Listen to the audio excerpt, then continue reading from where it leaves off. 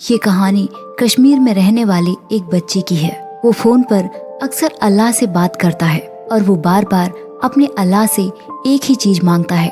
और वो क्या चीज मांगता है और अल्लाह से किस तरह बात कर लेता है, ये सब हमें इस कहानी को जानने के बाद पता चलेगा।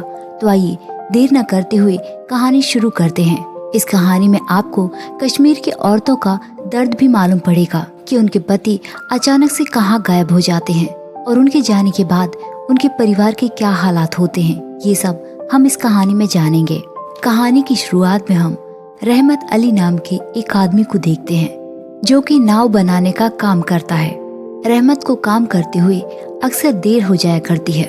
आज भी वो देर रात तक काम कर रहा था और उसके घर पर उसकी पत्नी और 7 साल का बेटा हामिद उसका इंतजार कर रहा है। और जब रहमत रात को घर जाने लगा तो रास्ते में उसे सीआरपीएफ के जवान मिल गए और उन्होंने उसे रोक लिया कि इतनी रात को कहाँ जा रहे हो और कहाँ से आ रहे हो। जवान उसकी चेकिंग करने लगे। वैसे तो रहमत के पास से कोई खास चीजें नहीं मिली, लेकिन फिर भी वो बहुत ज्यादा घबराया हुआ था। खैर, पूछताछ के बाद जवानों ने रहमत को जाने दिया। घर जाकर हामिद उसे सवाल पर सवाल करने लगा कि अब्बू, आप मेरे रिमोट का सेल लाए कि नहीं, क्योंकि आज क्रिकेट मैच आने वाला था। उसके अब्बू ने कहा कि मैं अभी लेकर आता हूँ। पास ही में खड़ी रहमत की पत्नी बुना हुआ अधूरा स्वेटर उस पर नापने लगी और कहा कि इतनी रात को कारखाने मत जाओ, यहीं पास ही से सेल ले आना। रहमत साइकिल में बैठकर जाने लगा और हामिद अपने अब्बू को देखता रहा। इस तरह कई दिन बीत गए, लेकिन उस रात के बाद रहमत कभी घर वापस नहीं लौटा। हामिद की अम्मी बहुत परेशान है और वो एक फाइल में डॉक्यूमेंट्स रख रही है। पास ही में खड़ा हामिद बहुत ज्यादा डरा हुआ है। वो स्कूल जाने के लिए रेडी हो रहा है और उसके जूते फटे हुए हैं। उसकी अम्मी उससे नाराज रहती है क्योंकि शायद उसके मन में होगा कि यदि उस रात हामिद अपने अब्बू को सेल लेने के लिए ना भेजता तो रहमत आज अपने परिवार के साथ होता।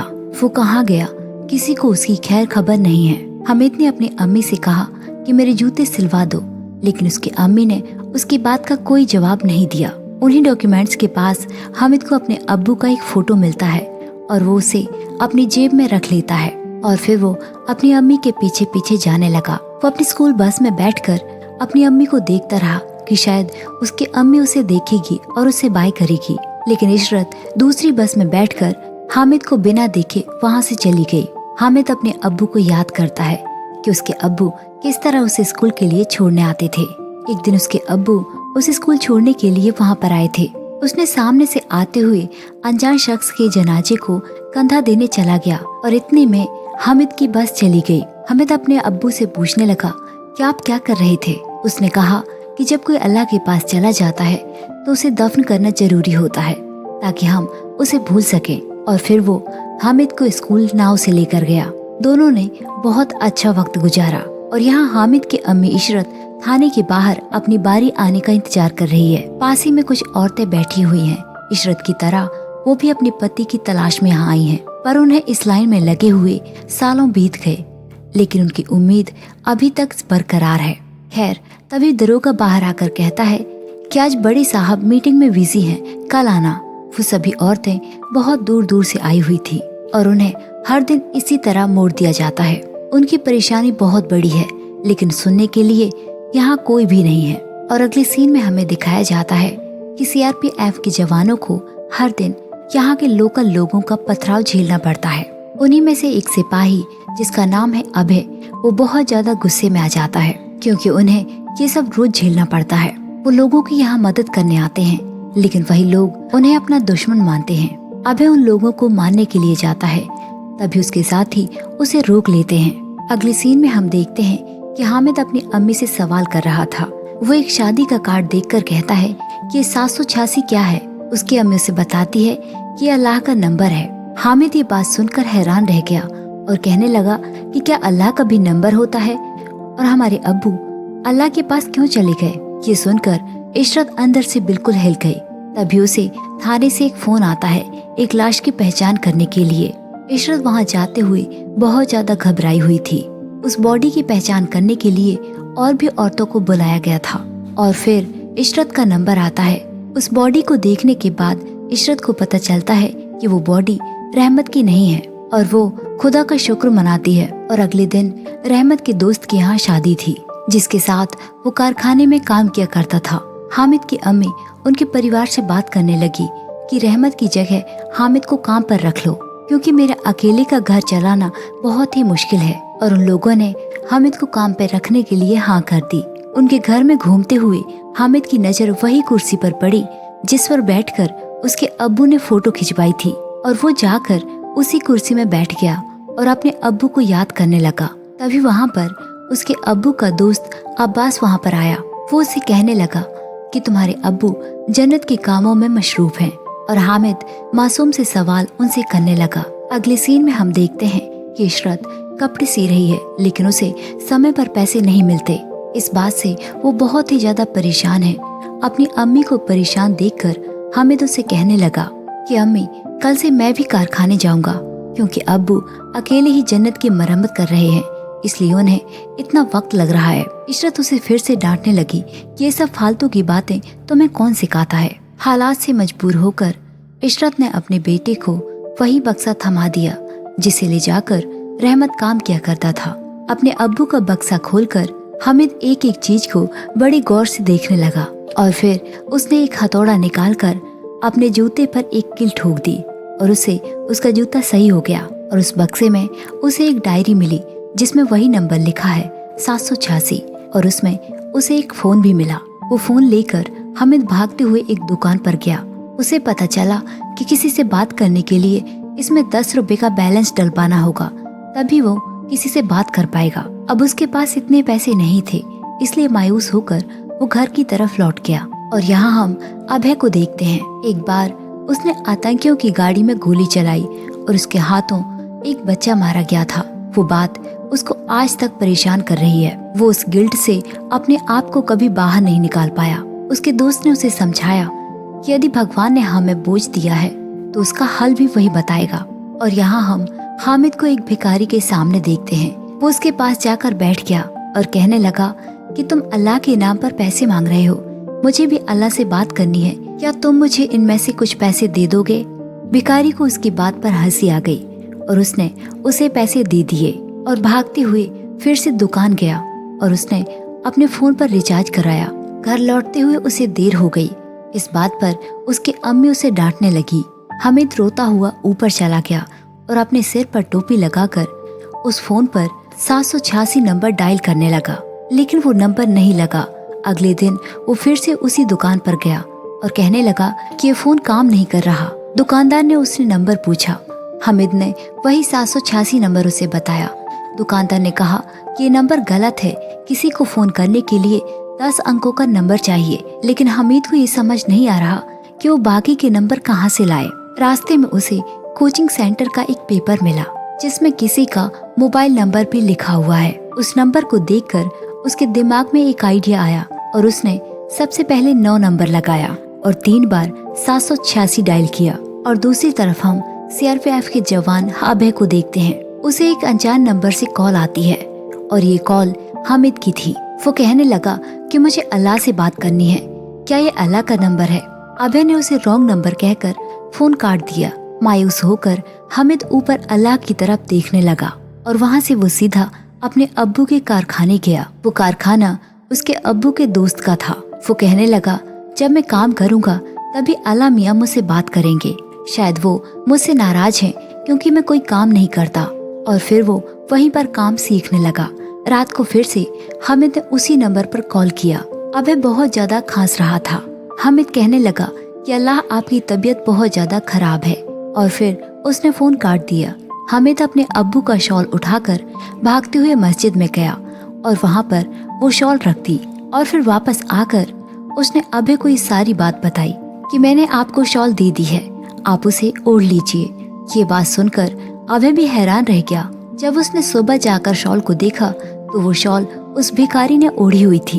हामिद उसे पूछने लगा कि ये शॉल आपको कहाँ से मिला? वो भिखारी ने कहा कि मुझे अल्लाह ने दी है। और घर जाकर हामिद ने फिर से अल्लाह को नंबर मिलाया। उस तरफ से अभय कहने लगा कि पहले तो मुझे ये बताओ कि मेरा नंबर कहाँ से मिला। हामिद उसे कहने लगा कि हर पोस्टर कार्ड में सिर्फ आपका ही नंबर है 786, लेकिन किसी को ये नहीं पता कि इस नंबर को मोबाइल नंबर में कैसे डायल करना है। मैंने सबसे पहले 9 डायल किया और 3 बार 786। अल्लाह, क्या आप मेरा एक खत पढ़कर मेरे अब्बू को सुना देंगे, क्योंकि वो तो आपके पास ही हैं। और फिर उसने खत पढ़ना शुरू किया। प्यारे अब्बू, मैं मन लगाकर पढ़ाई करता हूँ। मैं आपसे बहुत ज्यादा जिद करता था, इसलिए आप नाराज होकर अल्लाह के पास चले गए। आपके जाने के बाद अम्मी बिल्कुल बदल गई हैं। ना वो मेरी तरफ देखती हैं, ना मुझसे कभी प्यार से बात करती हैं। आप मना करेंगे तो मैं कभी टीवी नहीं देखूंगा। अम्मी आपके लिए स्वेटर बना रही हैं और मैं आपके लिए कारखाने में कश्ती। अब्बू, आप जल्दी आ जाओ।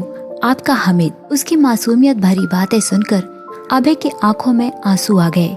उसकी बेटी बहुत छोटी है और वो उसे 1.5 साल से नहीं मिला और अपनी बेटी को याद करने लगा। कहीं न कहीं अभय को हामिद की बातें अच्छी लगने लगी थी। उसे पता चल गया था कि हामिद को क्या चाहिए।